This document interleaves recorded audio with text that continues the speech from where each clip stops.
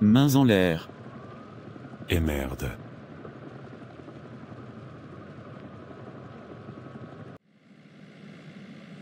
J'ai rien fait, laissez-moi partir. Laissez-moi sortir d'ici. Calmez-vous monsieur.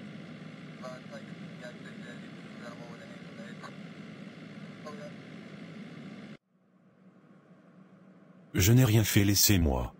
Calmez-vous monsieur, nous ne faisons que notre travail s'il vous plaît. J'en ai marre de ces femmes qui se croient tout permis. Ça suffit maintenant monsieur. Vous avez été embarqué parce que vous avez commis une infraction, donc à votre place je me ferai tout petit. Me voici en garde à vue alors que je n'ai rien fait.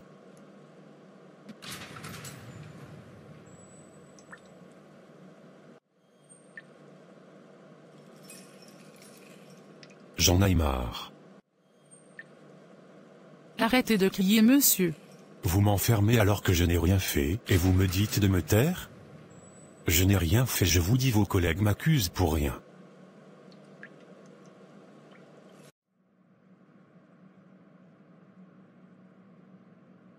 Je vais regarder son dossier, je ne sais pas pourquoi mais je veux l'aider ce monsieur. S'il est vraiment innocent, Dieu lui ouvrira une porte.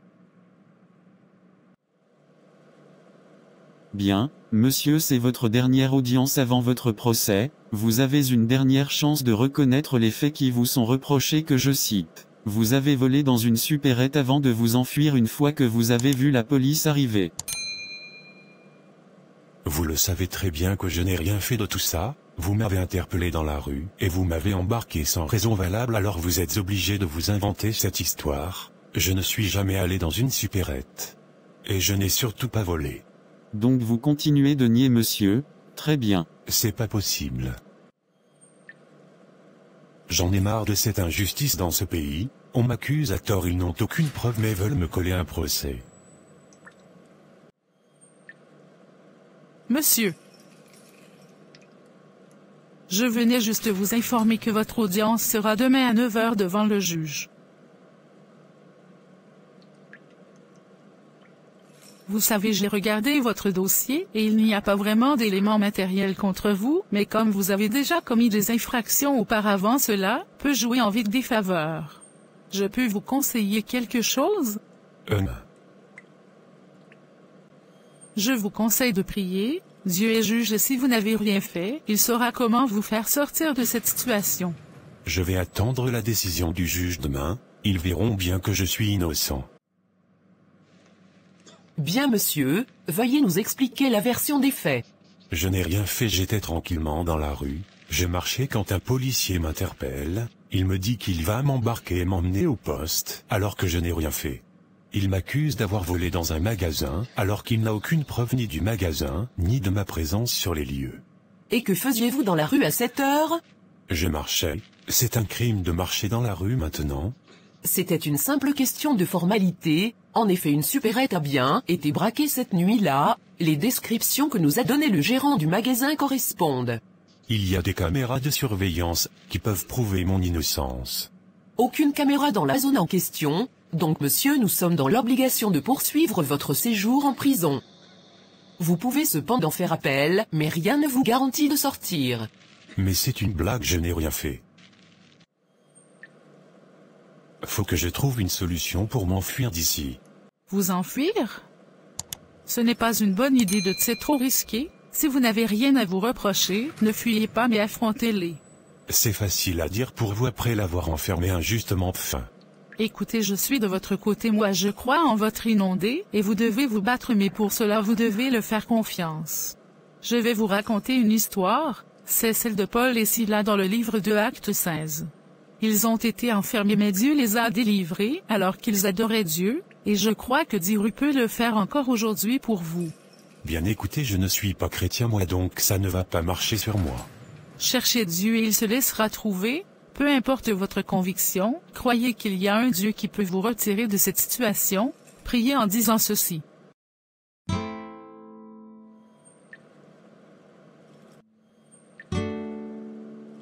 Je n'en peux plus de cette situation, je n'ai rien fait mais je le retrouve enfermé injustement. Je me souviens de ce que m'a dit la flic tout à l'heure, mais je ne sais pas si je peux lui faire confiance, je n'ai pas envie de mettre mon énergie pour rien à espérer n'importe quoi.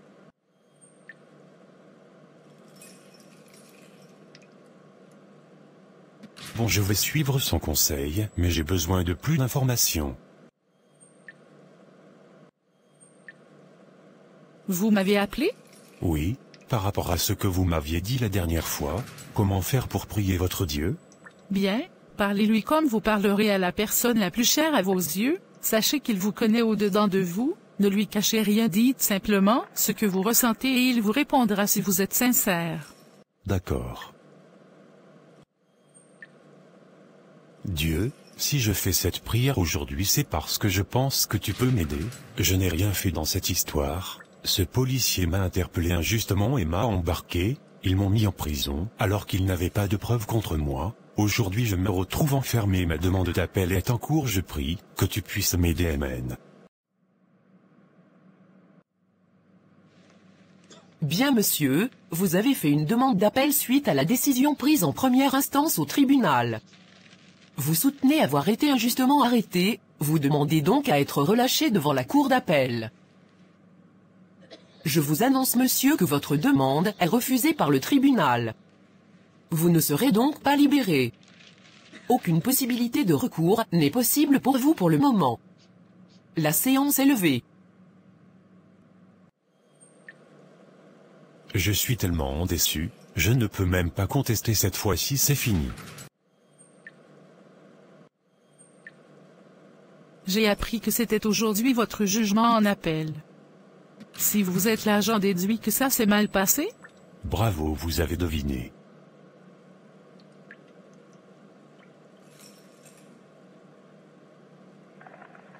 Ne perdez pas espoir, vous vivez ce qu'on appelle une épreuve, vous ressortirez plus fort, persévérez dans la prière, n'oubliez pas l'histoire que je vous ai racontée la fois dernière sur Paul et Silas. Je pense que Dieu ne m'a pas exaucé parce que je n'ai pas une bonne vie. J'ai passé mon enfance à voler dans les magasins, voilà cela qui me rattrape aujourd'hui, alors que je n'ai rien fait malheureusement.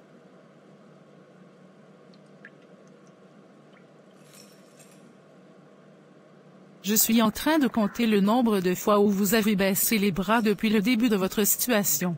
Je ne suis pas en train de rire, je suis dans une situation difficile. Désolé, j'ai confiance, je sais que vous allez vous en sortir. Je prie pour vous, mais vous devez garder la foi, continuer de prier et surtout demander pardon à Dieu pour vos péchés et vous repentir. Qu'est-ce qu'est la repentance?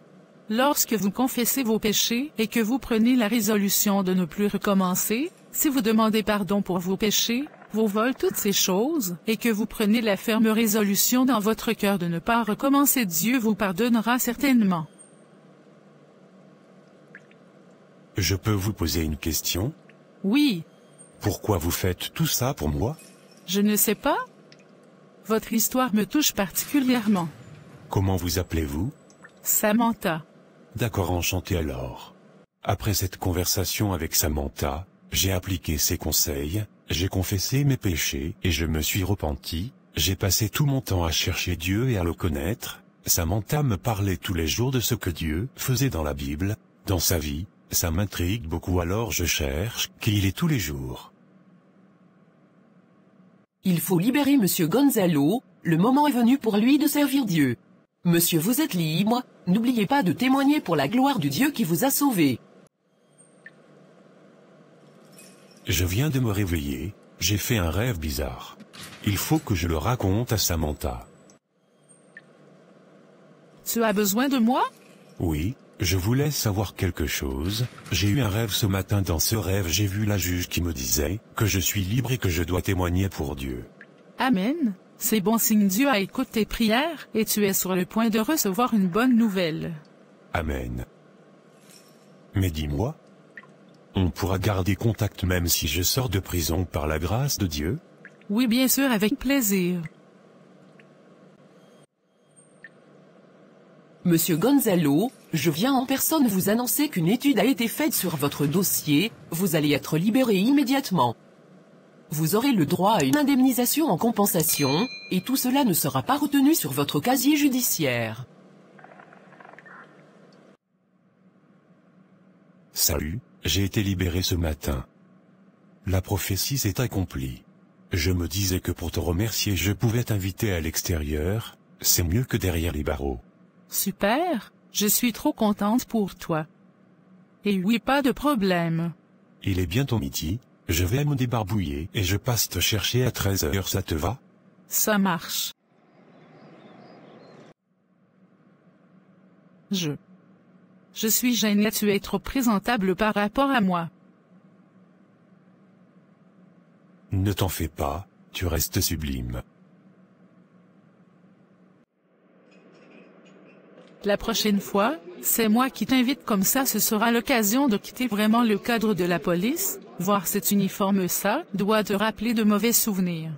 C'est pas l'uniforme que je regarde mais la femme magnifique qui le porte. Ça me fait plaisir d'apprendre à te connaître, vraiment merci parce que tu as été essentiel pour moi pendant cette période difficile. Je t'en prie, c'est normal, ça me fait plaisir d'être à tes côtés également.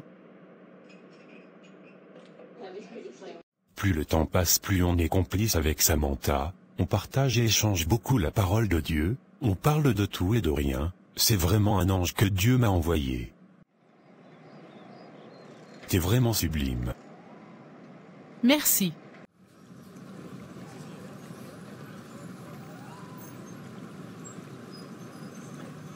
Il faudrait que je te présente à mes parents et à mon pasteur afin qu'ils puissent suivre notre relation et nous conseiller au mieux.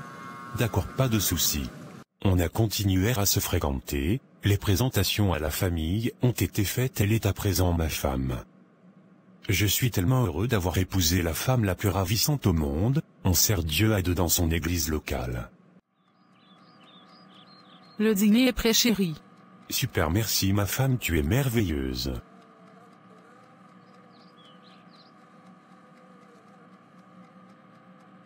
Tu sais, je suis tellement reconnaissant envers Dieu de m'avoir béni, et depuis que je t'ai rencontré ma vie a été accélération sur accélération.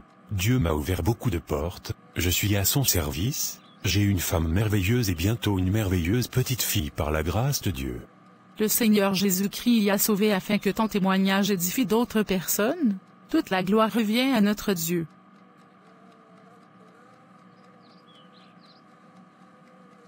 Voilà les amis, l'épisode touche à sa fin, j'espère que cela vous aura édifié.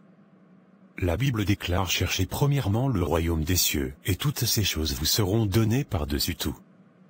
Persévérez dans la prière, cherchez la face de Dieu, et vivez dans la vérité, Dieu vous répondra certainement.